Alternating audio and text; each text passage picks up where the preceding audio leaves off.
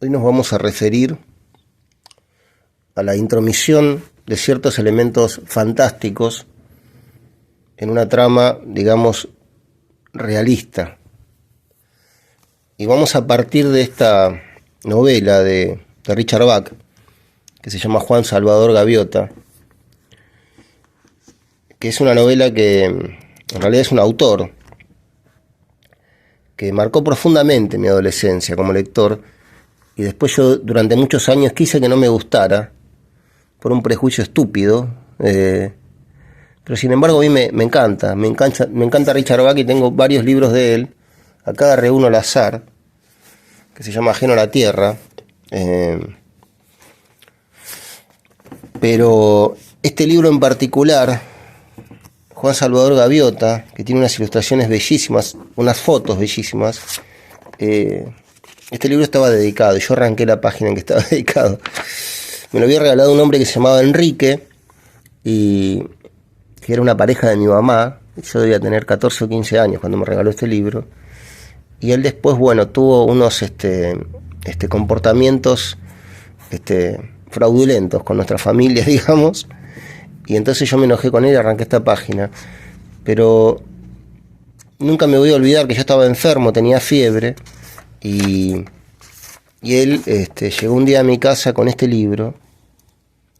Y para mí realmente fue una experiencia. El libro estaba lleno de fotografías. Acá hay unas páginas que incluye las fotos como en papel de calcar. Entonces uno ve de alguna manera como la gaviota que figura en las fotografías va moviendo las alas. Y el tema del libro es precisamente la historia de una gaviota que está aprendiendo a volar. ¿Por qué yo quise que no me gustara este libro durante muchos años? Porque tiene una serie de elementos, digamos, que hacen que uno diga que es un libro cursi, naif, qué sé yo. Podemos llamarlo de cualquier manera. De hecho, la dedicatoria dice al verdadero Juan Gaviota que todos llevamos dentro. Pero sin embargo, yo veo un carácter genuino en esta obra de Richard Bach. Y bueno, alentaba mi admiración por Bach estas palabras también de Bradbury, a quien admiré siempre y a quien también admiro ahora y a quien nunca dejé de admirar. Y Bradbury dice: Richard Bach con este libro hace dos cosas: me da vuelo, me hace joven, y por ambas le estoy agradecido. Entonces, en este libro el autor nos cuenta la historia de una gaviota llamado Juan Salvador Gaviota, que está todo el tiempo tratando de aprender a volar y consigue aprender a volar cada vez mejor. En el principio nos dice: alejado y solitario, más allá de barcas y playas, estaba practicando Juan Salvador Gaviota. A 30 metros de altura, bajó sus pies palmeados, alzó su pico y se esforzó por mantener en sus alas esa dolorosa y difícil torsión requerida para lograr un vuelo pausado. Bueno, así empieza el libro, y hoy lo que vamos a intentar es que este libro de algún modo converse, con algún texto de Kafka, o en realidad con alguna conclusión que extraemos de algún texto de Kafka, finalmente con un poema de Luis García Montero, que me encanta. Es un escritor que me encanta, un gran poeta, amigo de Rafael Alberti. Vamos a tratar de que eso converse un poco con alguna parte de 100 años de soledad, básicamente, digamos, sobre algunas alusiones que se hacen en este libro de García Márquez a un personaje llamado Remedios la Bella, que es tan bella que un día sale volando por el cielo. Vamos a ver qué nos dice Borges acerca de lo fantástico. Bueno, ese es el plan. Yo todavía tengo mucho catarro, estoy bastante engripado, bastante enfermo, así que espero poder llevar a buen término esta empresa que me he trazado, que desde luego siempre es temeraria y, como nos muestra la experiencia, suele tener un resultado deplorable. Pero en principio vamos a ver qué nos dice la RAE. Yo busqué la definición de la RAE, de la palabra fantástico. La RAE nos dice, es decir, la Real Academia Española, como dice Cortázar en Rayuela, el personaje Oliveira tenía un ejemplar del diccionario de la Real Academia Española, y la palabra real, dice Cortázar, había sido tachada a golpes de Gillette. Entonces, según esa visión de Oliveira de este diccionario, el personaje de Cortázar, vamos a ver qué nos dice la Academia Española respecto del término fantástico. Dice: adjetivo, quimérico, fingido, que no tiene realidad y consiste solo en la imaginación. Bueno, en la definición que figuraba en la web, figura solo sin tilde. Yo pertenezco a esa vieja escuela que cuando utiliza la palabra solo en el sentido de solamente le pone tilde. Entonces, ¿qué pasa con, y por qué nos referimos a lo fantástico si estamos hablando de un libro que nos cuenta las vicisitudes de una gaviota que quiere aprender a volar? Porque en un momento del libro, cuando ya Juan Salvador, nuestro personaje, aprende a volar, adquiere destreza, vuela con velocidad, puede controlar su cuerpo mientras avanza navegando por el aire, se encuentra con una gaviota vieja, que es una especie de viejo sabio de la bandada, que puede hacer algo fantástico, que es lo siguiente. Bueno, yo no lo marqué, tenía que haberlo marcado con un bolígrafo, pero no importa. Ahí están, podemos pensar que este es Juan Salvador y que esta es la vieja gaviota llamada Chang. Chang le dice, ellos vienen conversando y Chang le dice: empezarás a palpar el cielo, Juan, en el momento en que palpes la perfecta velocidad. Y esto no es volar a 1000 kilómetros por hora, ni a 1.000.000, ni a la velocidad de la luz, porque cualquier número es ya un límite, y la perfección no tiene límites. La perfecta velocidad, hijo mío, es estar allí. ¿A qué se refiere? Y veamos lo que hace de pronto esta vieja gaviota llamada Chang. Sin aviso, y en un abrir y cerrar de ojos, Chang desapareció y apareció al borde del agua, 20 metros más allá. Entonces desapareció de nuevo y volvió en una milésima de segundo junto al hombro de Juan. Es bastante divertido, dijo. Juan estaba maravillado. Se olvidó de preguntar por el cielo, porque hasta ese momento la intención principal de Juan en su vida, de Juan Gaviota, había sido aprender a volar, a dominar el arte de volar, para llegar al cielo, para atravesarlo, para estar en él, para controlar su cuerpo, como dijimos antes, avanzando en los volúmenes del aire. Pero ahora, en este caso, conversando con este viejo sabio de la bandada llamado Chang, descubre que Chang no solo sabe volar, sino que sabe, digamos, teletransportarse. ¿Cómo lo haces?, pregunta Juan. ¿Qué se siente al hacerlo? ¿A qué distancia puedes llegar? Puedes ir al lugar y al tiempo que desees, dijo el mayor. Yo he ido donde y cuando he querido. Miró hacia el mar. Es extraño.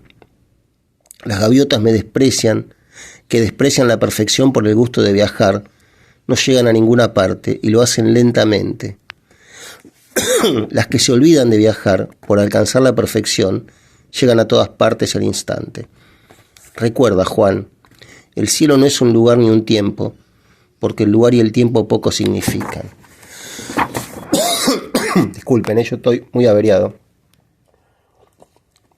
Pero lo importante, estoy tomando un tecito para aliviar la garganta, lo importante es lo que le dice Chang un poco más adelante a Juan Salvador Gaviota. El secreto, según Chang, consistía en que Juan dejase de verse a sí mismo como prisionero de un cuerpo limitado, con una envergadura de 104 centímetros y un rendimiento susceptible de programación. El secreto era saber que su verdadera naturaleza vivía, con la perfección de un número no escrito, simultáneamente en cualquier lugar del espacio y del tiempo. No, pero esto no era lo que yo quería leer. Lo que yo quería leer es lo que le dice Chang cuando le dice que en realidad él tenía que pensar que ya está hecho. A ver. Bueno, acá está más arriba. Juan Salvador le dice a Chang: quiero aprender a volar de esa manera, dijo Juan, y una luz extraña brilló en sus ojos, dime qué hay que hacer. Chiang habló con lentitud, observando a la joven gaviota muy cuidadosamente. Para volar tan rápido como el pensamiento, y a cualquier sitio que exista, dijo, debes empezar por saber que ya has llegado. Entonces, esto que le dice el viejo Chiang al joven Juan Salvador es notorio, porque lo que le dice es que piense en el viaje que está por emprender, como si ese viaje ya hubiera concluido, como si el viaje ya fuera parte del pasado y no del futuro. Entonces, por lo que yo puedo recordar, o por lo que puedo suponer, porque ya han pasado tantos años, en ese momento de mi adolescencia en el que yo estaba leyendo este libro, Juan Salvador Gaviota, tirado en una cama con fiebre, acaso en un estado febril similar al que tengo ahora,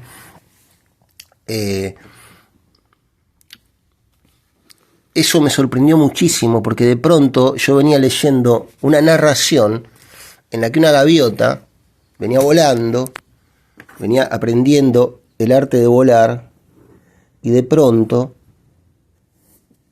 aparecía un viejo sabio que no solo sabía volar, sino que sabía desaparecer en un lugar y aparecer en otro.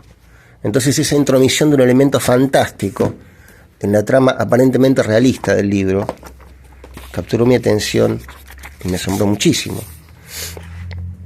Y por eso es interesante decir lo siguiente. Bueno, García Márquez cuenta, el gran García Márquez, cuenta que cuando leyó este principio ultra célebre de Kafka, yo había conseguido, esta otra edición de la Metamorfosis, que ni siquiera consigna quién es el traductor, y realmente es una traducción bastante deplorable, pero acá tenemos una traducción de Luis Izquierdo. Este libro lo estuvimos revisando el otro día cuando grabamos ese video llamado Ante la Ley. La traducción está hecha por Julio Izquierdo. Bueno, vamos a leer este primer párrafo célebre y vamos a ver después qué fue lo que dijo García Márquez respecto del momento en que lo leyó por primera vez. Una mañana, dice Kafka, tras un sueño intranquilo, Gregorio Samsa se despertó convertido en un monstruoso insecto. Estaba echado de espaldas sobre un duro caparazón y al alzar la cabeza vio su vientre convexo y oscuro, surcado por curvadas callosidades, sobre el que casi no se aguantaba la colcha, que estaba a punto de escurrirse hasta el suelo. Numerosas patas, penosamente delgadas en comparación con el grosor normal de sus piernas, se agitaban sin concierto. Entonces, en el relato de Kafka, lo que sucede es que un tipo, que se acuesta siendo un tipo, objetivamente, un hombre, objetivamente, un tipo, se levanta convertido en un insecto.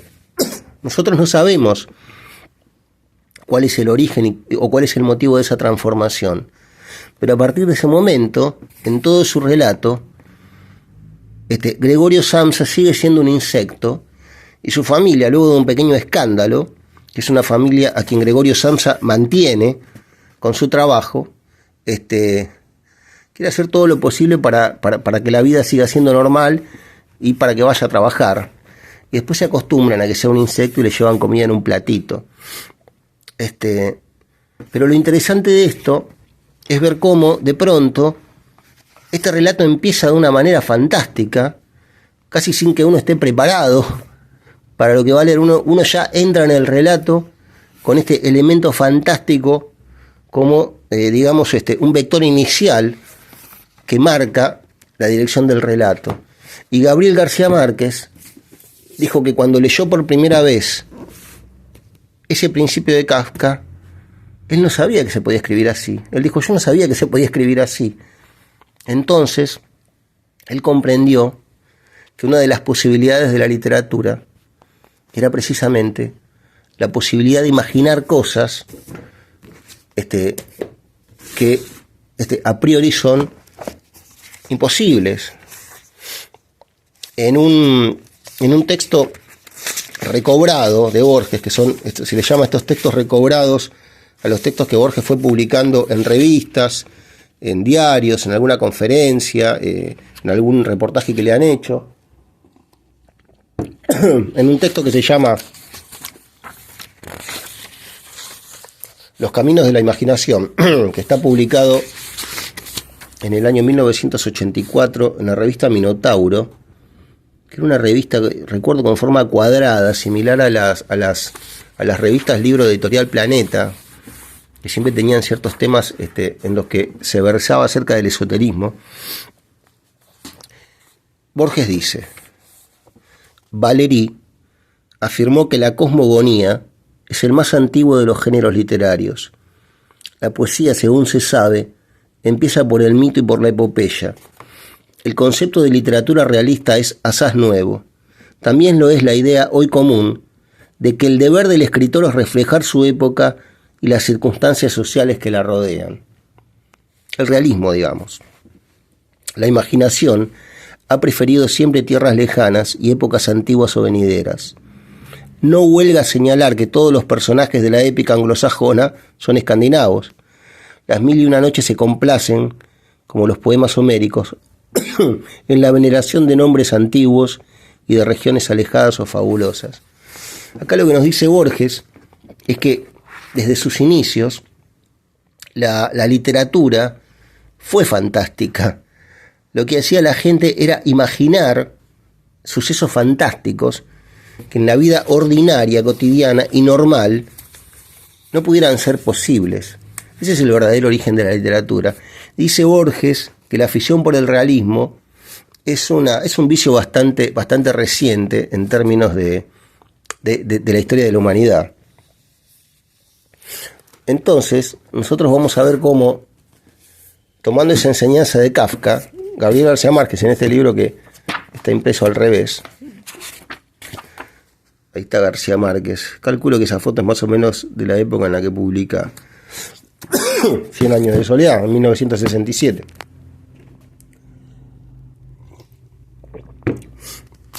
Vamos a tomar un fragmento de 100 años de soledad, varios fragmentos en realidad, que son los fragmentos que aluden a un personaje inolvidable, que todos aquellos que han leído el libro recordarán, que son los fragmentos que se refieren a Dolores la Bella. Dolores la Bella era una muchacha tan hermosa, era una muchacha tan bella, que todo hombre que la mirara quedaba completamente azorado y enamorado de ella. Y bueno, sucede que ella es tan bella, que un día etéreamente se va volando hasta el cielo. Y hay un elemento ciertamente fantástico en la obra de este fantástico escritor que es Gabriel García Márquez. ¿Qué nos dice García Márquez respecto de Dolores? Los hombres menos piadosos, los que se disfrazaban de curas para decir misas sacrílegas en la tienda de Catarino, asistían a la iglesia con el único propósito de ver, aunque fuera un instante, el rostro de Remedios. Yo dije Dolores y es Remedios. El rostro de Remedios la Bella, de cuya hermosura legendaria se hablaba con un fervor sobrecogido en todo el ámbito de la ciénaga. Pasó mucho tiempo antes de que lo consiguieran, y más les hubiera valido que la ocasión no llegara nunca, porque la mayoría de ellos no pudo recuperar jamás la placidez del sueño. Es decir, que todo aquel que veía a Dolores, a Remedios la Bella, no sé por qué la tengo con Dolores, Remedios y Dolores son nombres bastante parecidos, ¿no? Podemos decirle de Dolores nosotros. Vamos a decirle Dolores. Y sigue García Márquez. En realidad, Dolores la Bella no era un ser de este mundo. Hasta muy avanzada la pubertad, Santa Sofía de la Piedad tuvo que bañarla y ponerle la ropa, y aun cuando pudo valerse por sí misma, había que vigilarla para que no pintara animalitos en las paredes con una varita embadurnada de su propia caca. Llegó a los 20 años sin aprender a leer y escribir, sin servirse de los cubiertos en la mesa, paseándose desnuda por la casa, porque su naturaleza se resistía a cualquier clase de convencionalismo. Y de hecho ella no aprende ni a leer ni a escribir hasta que ya es muy grande, y todos sostenían que era estúpida, pero el coronel Aureliano Buendía, que era un gran visionario, decía que ella siempre estaba mirando más allá, que ella no era estúpida, sino por el contrario, estaba más allá de los tristes pormenores de la vida. Era una muchacha superdotada, aparte de ser bellísima.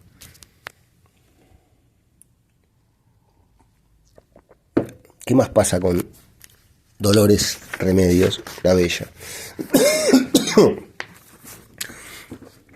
Dice García Márquez más adelante: hasta el último instante en que estuvo en la tierra, ignoró que su irreparable destino de hembra perturbadora era un desastre cotidiano.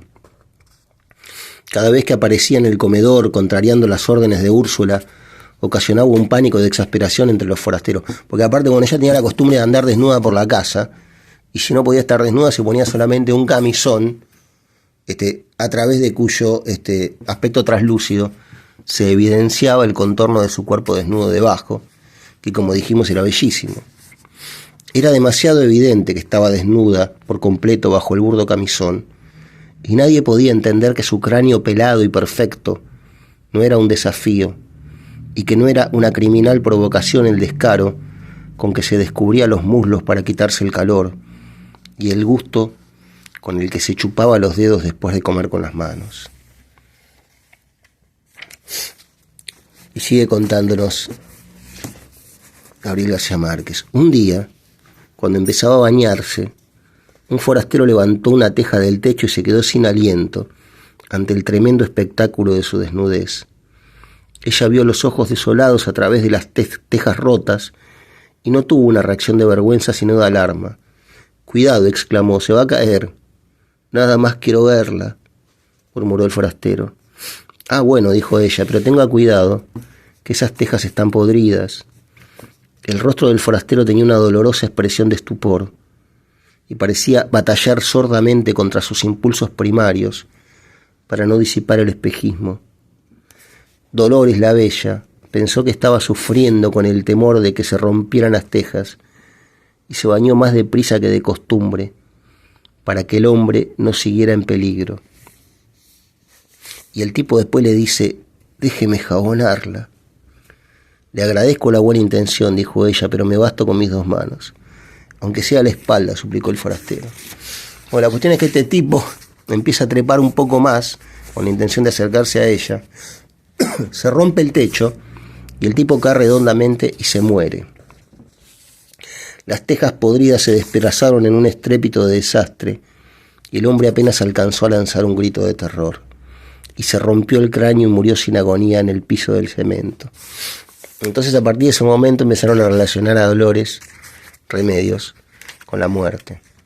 Pero vamos a la parte que nos interesa, que es la parte en la que, como dijimos, como en el relato de Franz Kafka y como en la novela de Richard Bach, aparece un elemento fantástico que cambia el curso de la trama de una manera excepcional. Dolores la bella se quedó vagando por el desierto de la soledad, sin cruces a cuestas, madurándose en sus sueños de la soledad, madurándose en sus sueños sin pesadillas, en sus baños interminables, en sus comidas sin horarios, en sus hondos y prolongados silencios sin recuerdos, hasta una tarde de marzo en que Fernanda quiso doblar en el jardín sus sábanas de bramante y pidió ayuda a las mujeres de la casa. Apenas habían empezado cuando Amaranta advirtió que Dolores la bella estaba transparentada por una palidez intensa. «¿Te sientes mal?», le preguntó. Dolores la bella, que tenía agarrada la sábana por el otro extremo, hizo una sonrisa de lástima. «Al contrario», dijo, «nunca me he sentido mejor». Acabó de decirlo cuando Fernanda sintió que un delicado viento de luz le arrancó las sábanas de las manos y las desplegó en toda su amplitud. Amaranta sintió un temblor misterioso en los encajes de sus pollerines y trató de agarrarse de la sábana para no caer, en el instante en que Dolores, la bella, empezaba a elevarse.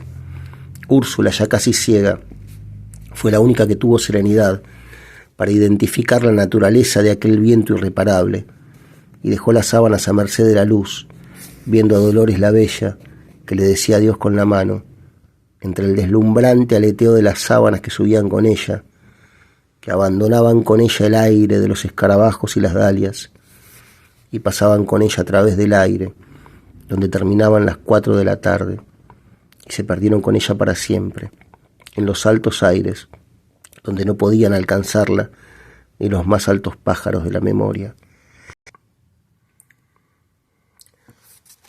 Gabriel García Márquez. Bueno, cuenta García Márquez que no sabía cómo resolver la cuestión de su remedio es la bella, nuestra Dolores la bella. Él quería hacerla desaparecer en realidad, pero no podía resolver esa cuestión. Y cuenta que un día salió, no sé si era en el patio de su casa o en el patio de alguna casa, y vio a una mujer negra, voluminosa, tendiendo unas sábanas, y vio como el viento jugaba entre las sábanas, inflaba la panza de las sábanas, y parecía querer llevarse a esta mujer. Entonces encontró en esa imagen el procedimiento, el resultado que él estaba buscando para poder hacer desaparecer a Remedios. Remedios era tan hermosa que no cabía sino que se fuera volando hasta el cielo. Esto es, este es un elemento fantástico, unido al elemento fantástico del personaje Gregorio Samsa, unido al elemento fantástico de la gaviota que desaparecía y aparecía en otro lado. Y esto, bueno, no sé si es un poco antojadizo, pero vamos a ver qué otra cosa dice Borges respecto de literatura fantástica. Vamos a ver más bien qué dice Borges acerca de Kafka, ¿no? Bueno, acá cuenta Borges una anécdota que ya referimos el otro día respecto de este libro, La Metamorfosis, que fue traducido por Borges, ese relato. También Borges tradujo Bartleby el escribiente, que es tal vez el mejor relato de Herman Melville, no sé por qué lo recuerdo ahora, pero bueno, porque de alguna manera Melville se parece mucho a Kafka, pienso, ¿no? Otro día podemos desarrollar esa idea, otro día en que mi garganta no esté tan averiada. Pero Borges dice: yo traduje el libro de cuentos cuyo primer título es La Transformación, y nunca supe por qué a todos les dio por ponerle La Metamorfosis. Es un disparate, yo no sé a quién se le ocurrió traducir así esa palabra del más sencillo alemán. Cuando trabajé con la obra, el editor insistió en dejarla así, porque ya se había hecho famosa y se la vinculaba a Kafka. Es interesante que Borges renegaba este título difundido de esta manera, La Metamorfosis, pero sin embargo le hizo caso al editor y dejó La Metamorfosis.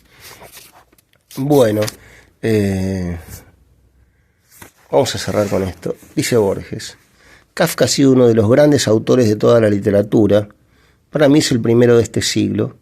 Yo estuve en los actos del centenario de Joyce y cuando alguien lo comparó con Kafka, dije que eso era una blasfemia. Es que Joyce es importante dentro de la lengua inglesa y de sus infinitas posibilidades, pero es intraducible. Claro, Borges dice que lo que hace Joyce es hacer una serie de juegos de palabras que solo pueden ser percibidas cabalmente por un lector inglés, por un lector que lee el idioma inglés. En cambio, Kafka escribía en un alemán muy sencillo y delicado. A él le importaba la obra, no la fama. Eso es indudable. Lo que señala Kafka es que, lo que señala Borges es que Kafka, los relatos de Kafka no tienen aparentemente, sobre todo sus relatos, sus novelas quizás sí, referencias espaciotemporales. Entonces esos relatos pueden haber sido escritos hace 100 años, 200 o 1000 años. Y termina Borges: de todos modos, Kafka, ese soñador que no quiso que sus sueños fueran conocidos, ahora es parte de ese sueño universal que es la memoria. Nosotros sabemos cuáles son sus fechas, cuál es su vida, qué es de origen judío y demás. Todo eso va a ser olvidado, pero sus cuentos seguirán contándose. Bueno, dice Borges es que Kafka es un autor de fábulas eternas, de fábulas que pueden ser de ayer, de hoy y de mañana. Y por eso es un clásico de la literatura. Yo lo que pienso en relación a la literatura fantástica y sobre todo a una manera fantástica de mirar la vida, es que esa es una peculiaridad, y en todo caso es una herramienta que puede tener mucho mejor incorporada una persona que lee a una persona que no lo hace, porque el lector, digamos, el lector de Borges, el lector de Kafka, en este caso, bueno, el lector de Bach, o el lector de García Márquez, o el lector de Melville, pongamos por caso, tiene de alguna manera los ojos y la imaginación y la mirada adiestrados para percibir de pronto elementos fantásticos en un mundo anodino, en un mundo simple, en un mundo llano, en un mundo a veces insoportable. Y yo simbolizaría, digamos, esa aparición de un elemento fantástico en el mundo ordinario con la llegada de la figura del amor, ¿no? Representado en una persona determinada. El amor muchas veces es eso, es la aparición, digamos, de un algo fantástico que llega a nuestras vidas y la enriquece, y llega a nuestras vidas y las mejora, y llega a nuestras vidas y las ilumina, bueno, y quizás a la larga, con el paso del tiempo también, llega a nuestras vidas y las desordena, bueno, pero no entremos en ese tema. Lo importante es que el amor es el elemento fantástico, creo yo, que toda persona necesita, y sobre todo que todo lector necesita. Y por eso, de una manera caprichosa y sumamente antojadiza, lo sé, yo elegí, para cerrar esta averiada lectura, un poema de Luis García Montero que se llama El lector, y en el que se ve cómo de pronto